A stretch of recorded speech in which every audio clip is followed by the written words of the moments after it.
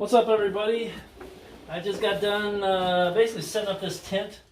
This is my top-fed recirculating Coco Perlite setup I've got here. Like I said, I just got done finishing it. I just turned on the pump. All the emitters are going now. Now I've got this thing built. The whole point is to do a grow in it. So if you guys haven't already, please like, comment, subscribe. Like I said, I've got some, I just popped some seeds the other day and they're about to be ready to transplant in here, but now that this is built, I'm going to start growing it. But either way, what I decided to do here, the reason I built this is because this, I was looking for a low maintenance, easy, simple system to set up. Now that it's winter, I can actually put this tent in my garage and grow some stuff in it. So I decided, I always wanted to try Dutch buckets, and I always wanted to try Coco coir, which aren't two things that really go together. But the system is kind of like a Dutch bucket system, and then it's top-fed continuous, and it's basically just running through the medium and available for the plants at all times, like Dutch buckets.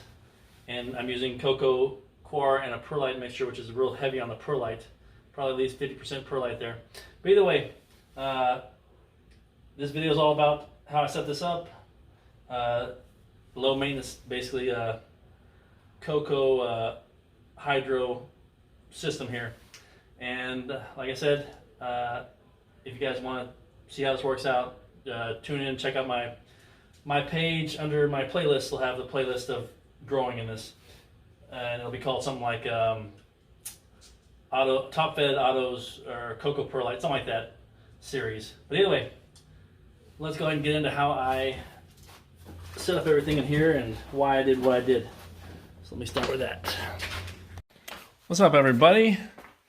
It is starting to be winter time and the weather is cooling down, which makes it finally possible to grow things out in this garage. So I've decided to do a new build for a grow I'm going to do. I'm going to do it right here. The thing I'm going to try is a recirculating top-fed Coco Perlite grow.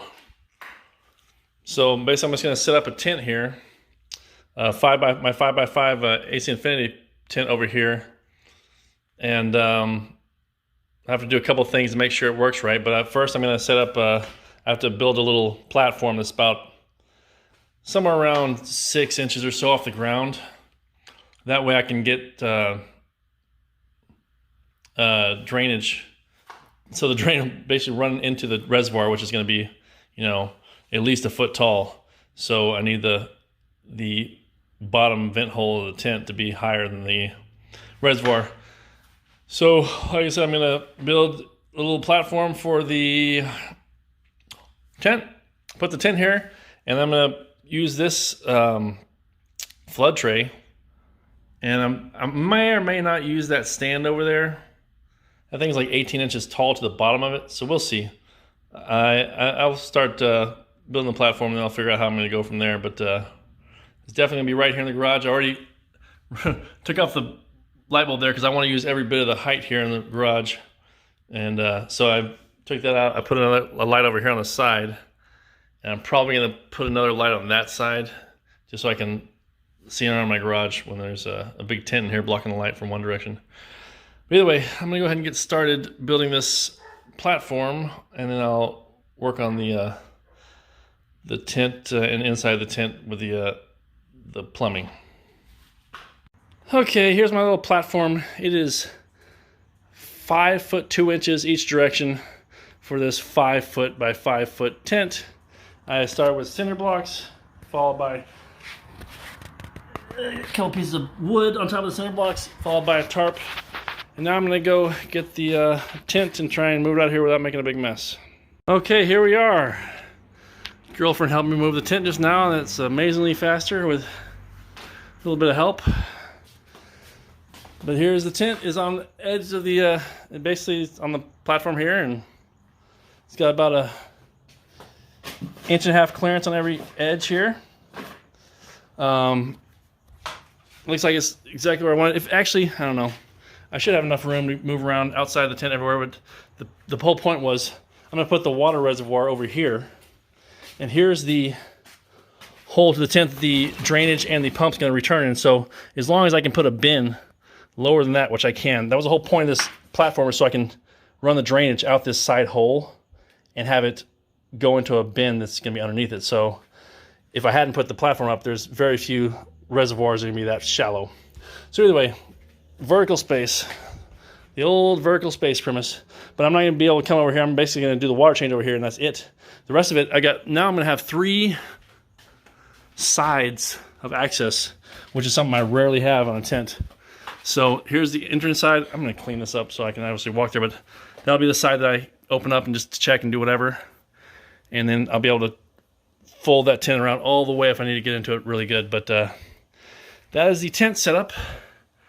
I'll be back when I start putting in the table and the stand for the table, obviously, the reservoir, the pump, the drainage, and the return. So this is going to be a super fast build. I could actually do it all tonight, but I'm done for the night, so I'll come back tomorrow when I'm finishing this up.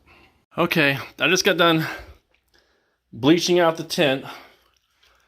I know this isn't part of the build, but before I do anything else, I just wanted to bleach it so now I can put everything else in here without having to work around it. But next I'm going to put in the vent out the top there, obviously the vent fan, and then I'm going to put in the lights, and then I'm going to start working on the flood, flood table I'll call it, but basically it's going to be a continuous pump going to the plants and continuously draining, not flooding. But let me go ahead and get all that stuff done. Actually, I still got to clean this old little flood table I've got. I basically bought it used a while back. Never used it, but it's just dirty. So I'm gonna go and bleach this whole thing up and try and get it as clean as I can. If not clean, at least sterile. It might still have some stains or crap on it, but it's gonna definitely get doused in bleach, so it'll be sterile even if it's not clean. I'll get all that stuff done and I'll start working on the build. I am done cleaning this thing. This thing is actually pretty scraped up. It's obviously well used. I've never actually used it. I bought it used or got it given. I forget how I got this thing. But either way, it's about as clean as I can get it now. I scrubbed it pretty good, and it's definitely sterilized. I basically covered it with bleach everywhere, top and bottom. Now I'm just waiting for it to dry. After I got done doing this, I was waiting for it to dry. I went ahead and installed my my vent fan back there, and controller obviously that goes with it. And I also installed my my lights here for this grow. So I got everything ready here basically. Now I just need to build the I'm not sure if I'm going to use that table. That table is supposed to be 18 inches tall, which means the plant's going to be almost, or the top of the pots is going to be almost 25 inches tall probably, which is a lot of space taken up in this tent. So I'm questioning whether or not I'm going to use that stand over there or just build one out of maker pipe. It's up in the air right now. I'm going to probably use that stand first just because I bought the stupid thing, and honestly, it was a waste of money. I bought that thing for $100-something bucks. It's a 4x4 table, and I could have built a maker pipe table with the maker pipe pieces and some 3/4 inch EMT. I probably could have built it for about 60 or 70 bucks. I don't even know. But yeah, either way. So I'm gonna go ahead and build that table, and I'll start putting in fittings on this table and making sure it's leaning where it's gonna drain out, and get the pipes and everything put in. I'll do that as I go. So I'll start that tomorrow though. It's late tonight. It's like 4 a.m. I've just been kind of messing around, but either way, good progress so far. Clean tent, clean flood tray, lights and vent installed, and the rest will be done tomorrow. These holes are actually too big for 1/2 inch, but all I have is 1/2 inch bulkheads here. So instead of putting them in right, I'm just going to go ahead. I said I don't have the 3/4 inch bulkheads right now, which is what would fit this well. So I'm just going to take my 1/2 inch bulkheads, and I'm actually just going to epoxy glue them on rather than use them like a normal bulkhead should be used. I'll glue them on, and that way I don't have to wait to do anything else with different parts or find any other 3/4 inch bulkheads. Just glue these on, make it one piece, and have this tray be kind of disposable after this. But I mean, it'll work. So I'll go ahead and get gluing these, and then once they're glued, then I'll be able to hook up the fittings for the water coming in, and the water's gonna be draining out, obviously, the other hole. So let me go ahead and glue those in. Okay, here's what I got so far. By the way, the glued in these bulkheads. This is hardening now. I just got done gluing in the PVC for the return line. The return line is going to come out here to the middle of the tray here. It's going to put it on. Basically, go straight up here to a 4-way splitter. Boink, boink, and it's going to split off to 4 different plants. Just drip lines. But yeah, so this is ghetto and simple, and it's really not that big of a deal, the plumbing here, as long as these bulkheads don't leak on the bottom. It really doesn't matter if this plumbing all leaks, because it's just going right in the reservoir and running out the drain anyway. So it really doesn't matter a whole lot being perfect for this. This is a little ghetto here, and this tray is all that tray is ever going to be now that I've basically hard glued everything in here. But what I have left to do, like I said, is put the riser part, the 4-way splitter for the irrigation lines to each plant. But before I do that, I'm going to finish the bottom part of the deal here. I'm going to make my, basically I got to take a 2-inch PVC for both these, and then I'm going to, the 3/4 inch inner diameter nylon hose fits perfectly over a 1/2 inch PVC piece, so I'm going to put that on there. So one hose will be coming in for the return, and one will be here for the drain, to drain out to the reservoir. But I'll do that now. Get the hoses hooked up, or at least the pieces for the hoses hooked up. And then once I'm done doing that, I'm going to build a little stand out of maker pipe and a 3/4 inch EMT tubing. And that'll be about it for this whole setup. So, quick and easy. Okay, before I bother finishing up the plumbing here, that's the drainage, and that's going to be the return to the pump on that side. But before I get done finishing that up, I'm going to go ahead and build a stand real quick out of this maker pipe stuff. I'm just going to use these remainders here as 2 of the legs, and I'll make a couple other legs that'll match these. And then I'll put them all together into a little table that'll hold this up high enough to drain out that little door out there, that little vent hole there at the bottom there. So, and build a little table held up high enough to drain out that vent hole, then this will about almost be done until I will almost be done. I'll just basically have to hook up the hoses out to the pump and the reservoir, and everything will be fine. So go ahead and make this little stand real quick. All right, here's my little quick stand I made out of maker pipe. It's just a quick little easy stand. It's probably not the most stable to have a table on, but it's super sturdy. I could sit on it and put my whole weight on it easily. But either way, so I made it where it's gradient going down this way. So the water, when I have the top fed system going, is going to go on the plants, and it's going to drain down to this side where the drain is going to be. So let me go ahead and put this up on top of there. The way it's going to go here. There we go. So that's on the, let's see if this is in the middle. Yeah, it's about in the middle here. So that's about what I wanted. Now I'm just going to pour some water on there and make sure it's, actually I got the, I've got it kind of like a, my garage is sloped that way, and this thing is sloped this way. So let's see if it can overcome the garage slope. I think it can. We'll see. It's looking about even with the stupid garage slope. Let's see. Well, the water's running that way, so there we go. Yeah, the water's running that way, which is actually working against the garage's slope, so I think that's going to do fine. Looks like it's actually sloped this way a little bit. But either way, yeah, it's making its way down there to the far end. Nothing's really pulling up over here, so that should work fine. I may need to put something under one of the feet or whatever just to make sure it's heading that way. But yeah, definitely all the water is running down that end, as it will when I have the pump on. It'll fill up there and it'll drain out through that area there. So that works fine. now it's going to finish this, the plumbing, and this thing will be ready to go and done. So let me go ahead and get finished on that, and this will be done in no time. Alright, so the bottom of this thing is basically done now. This is going to be the drainage side, this is going to be the return going in. And now all I got to do is take it inside. I'm going to go put it in the tent now before I hook up all the hose. And also before I put the part in the middle of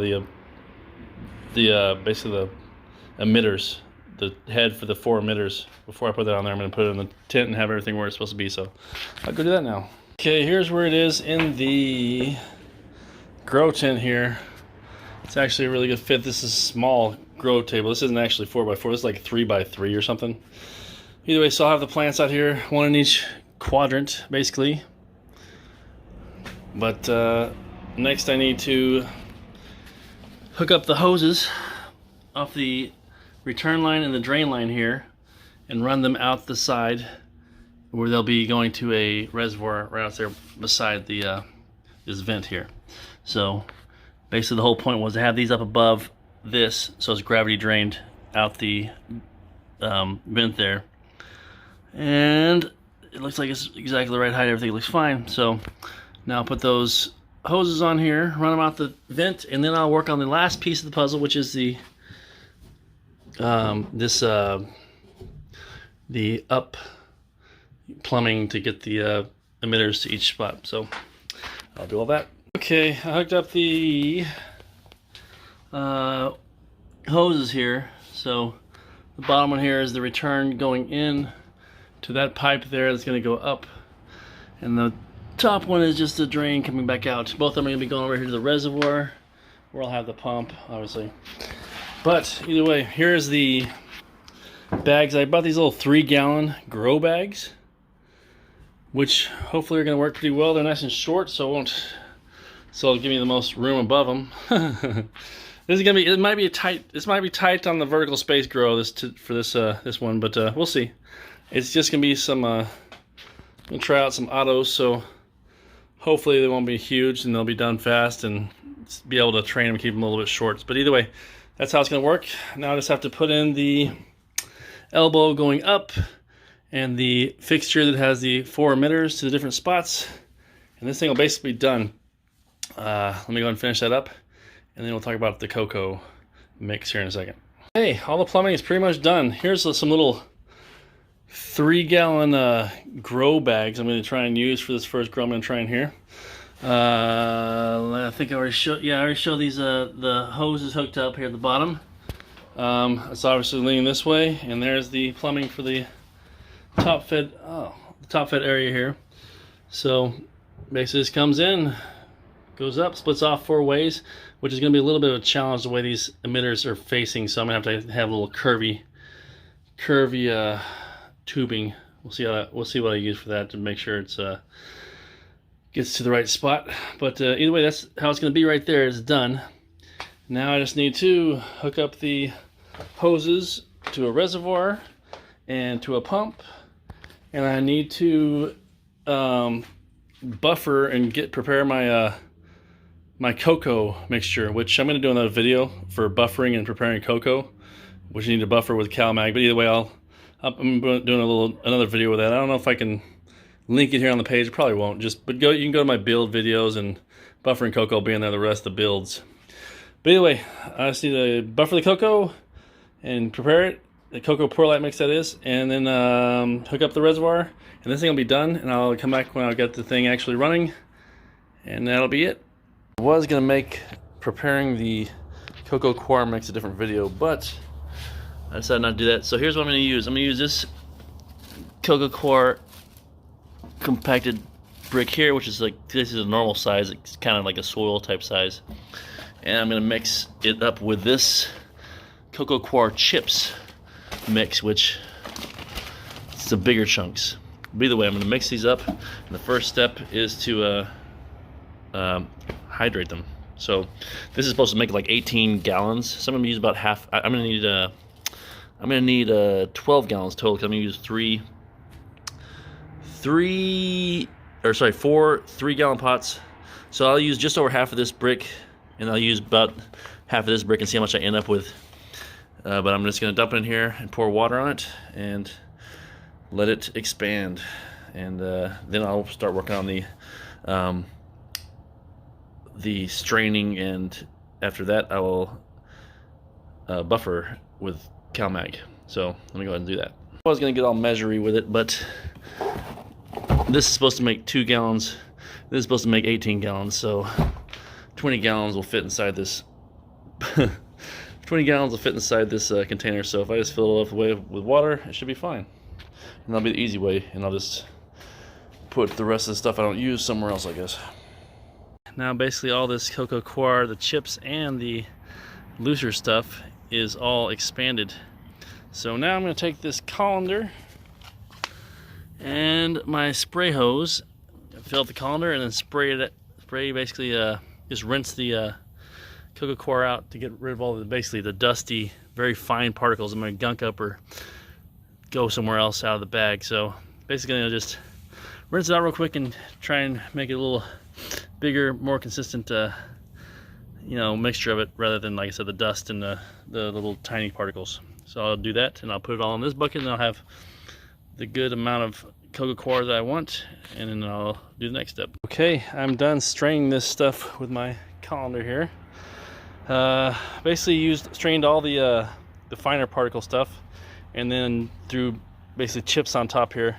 It's mostly big chunks on top right now, but either way I strained up everything, the fine stuff and the chips, and I got about 15 gallons here, which is more than, actually slightly more than 15 gallons here. This is a 20-gallon vat or salvage drum, but I got about 15 gallons worth of the cocoa coir mixed up, which is more than I'll need. I'll need 15 gallons total. I'm going to add a ton of perlite to it. So now it's just going to sit here and dry out a little bit, and then I'm making water inside right now because I have to do a CalMag buffering solution for this stuff, which I'll talk about in a second when I got the water made for that. Okay, I made some water here. I got about 10 gallons, which is more than I should need to submerge all that cocoa coir out there in that bucket. I got CalMag. This is actually the Botanicare CalMag. But either way, for 10 gallons, I would usually put 50 milliliters of CalMag, 5 per gallon. But since I'm using this stuff, I'm going to put in about 130 milliliters for this 10 gallons, which is more than double what I would usually put in there. Because basically, I need to buffer the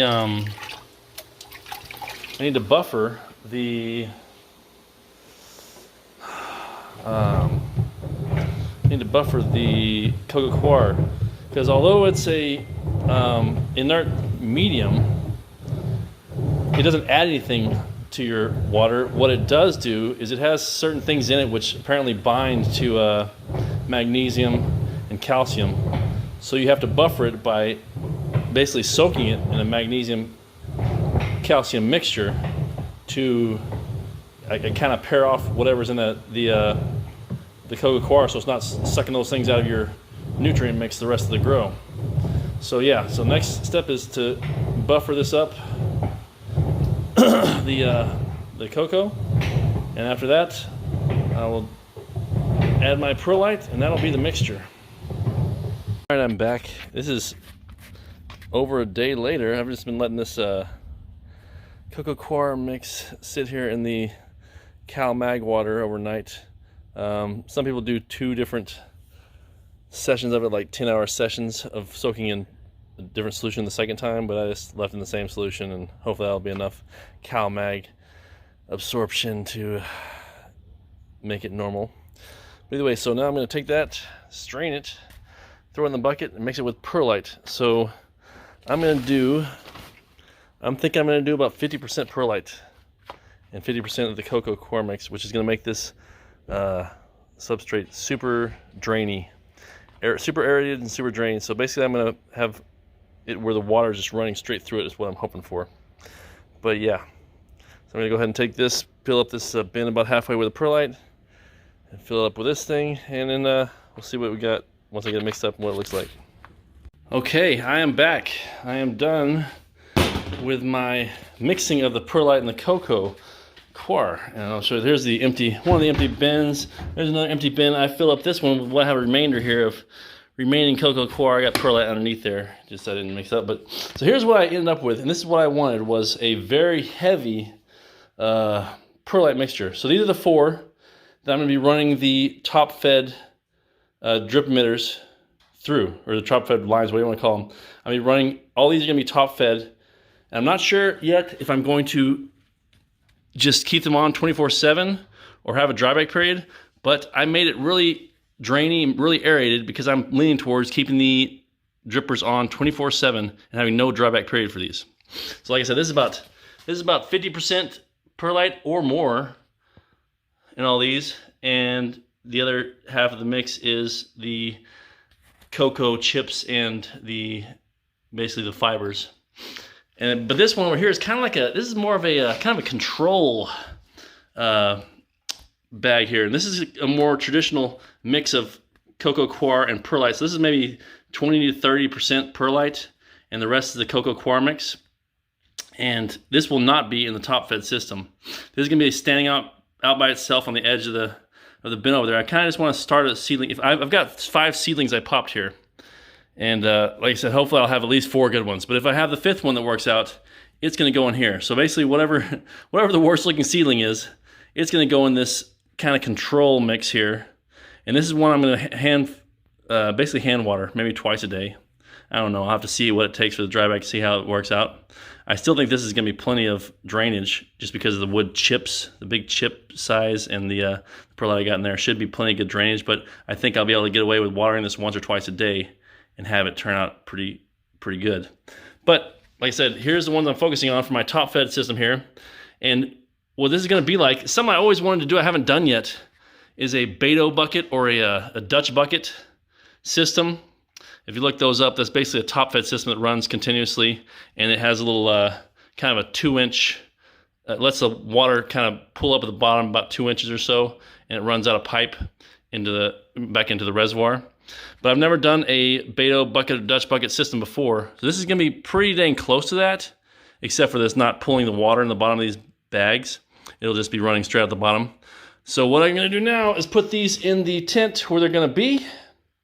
The one thing I'm going to do a little weird with these is it'll be kind of like the Dutch bucket system to catch a little bit of water, have a little bit of water almost pulled up underneath these buckets. But also it'll be to kind of strain, if any of this cocoa coir or any of the tiny little junk gets through the bottom of the bag, I'm going to have a piece of jute mat. I'm going to cut them and basically put them under each bag so that if any of the junk tries to come out of the bag, it'll get caught in this as kind of a filter before the water goes back to the reservoir.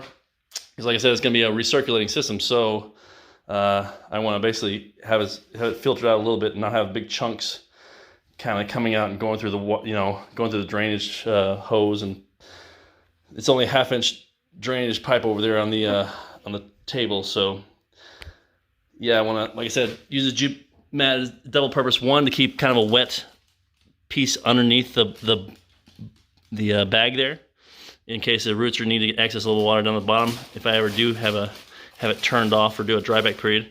And 2, and the main reason, is to kind of filter out the water that's coming through there and make sure it catches whatever garbage coming out.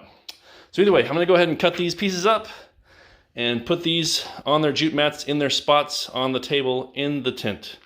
And I'll show you what I got here in a second. Okay, this is where I'm going to have everything. Everything is pretty much where it's going to be. Like I said, this is the heavy perlite mixtures are all in the corners, and those are the ones that are going to have the drip emitters going to them. There's kind of, like I said, the kind of standard perlite cocoa mix, and everything's on top of its own jute mat there, hopefully to strain out any garbage, sediment type stuff that comes out of the bag, gets out of the bag. I'm also probably going to put some, which is another weird thing I'm going to do, for the buckets with the top fed, I'm probably going to put some hydrogen over the top just to block the light and have the tube have something to go into without going into the actual cocoa perlite mix. And so now all I have left to do is hook up these little drip lines and hook up my little pump and reservoir out here, and this system is going to be done. I'll come back when I've got these things hooked up and turn it on, just check it out, and that'll be it. Okay, this thing is basically done now. I hooked up the little drip lines through these pots. I kind of just wire them through there, which usually these things are a pain because they curve like this, but the actual curve actually works out pretty decent for these. But so I put the drip lines all up through the bag there, and now I'm filling up my reservoir with this early veg nutrient solution here. And let's see. I hooked up the pipes. I put hose clamps obviously on these to make sure they're tight and not going to be coming off or spilling. Same thing over here. I put a hose clamp on that one. That's the hose that just runs back into the reservoir. So everything is hooked up here. That's just an extra spout. This is a pump from an old system I had, so I just put a unit on there and turn it off. The only thing that'll be running out of this is the hose into the drip lines in there. So looks like I got about the right amount of water, maybe a smidge more here. Yeah, probably a little bit more. Other than this thing is definitely complete. What I might do, I may put a bubbler in the reservoir, and not so much to oxygenate the water as far as to the plants goes, but in my experience, when you have a bubbler in your water, the water lasts like 5 times longer. So when I put a bubbler in there, it'll only be to basically keep the water from going bad. Keep the water good longer, let's put it that way. So I'm going to come back once I get this barrel out of the way here and go ahead and turn on the emitters and see how it looks in here, and that'll be about a wrap for this video. Okay, I'm back. I got the pump on about, I don't know, not that strong, but either way, the emitters look like they're going pretty good. There's one emitter going, and there's 2 emitters going, and that should be fine. There's the 3rd one, looks like it's doing the same, and the 4th is, oh yeah, I guess it's fine. Oh yeah, all these are basically doing what they're supposed to do. So that's it. The system is a go. I'll have to wait and see how it drains here, but either way, that's it. Like I said at the first of the video, I'm going to be starting a grow. I've got seedlings I've popped, some autos, and they are probably about a few days away from being transplanted in here. So if you want to see how the system does with some plants in it, like, comment, subscribe, and I will start the series. The series is going to be something like top-fed Coco Perlite autos run, something like that. So I'll start that series off here in a few days, but this is the system I'm going to try and do that in, and see how I like using Coco Perlite with a drip emitter little system here, and hopefully everything will work fine the way it looks like it will. But either way, I appreciate you guys watching this far. Please like, comment, subscribe if you haven't, and I'll see you guys on the next videos. Peace.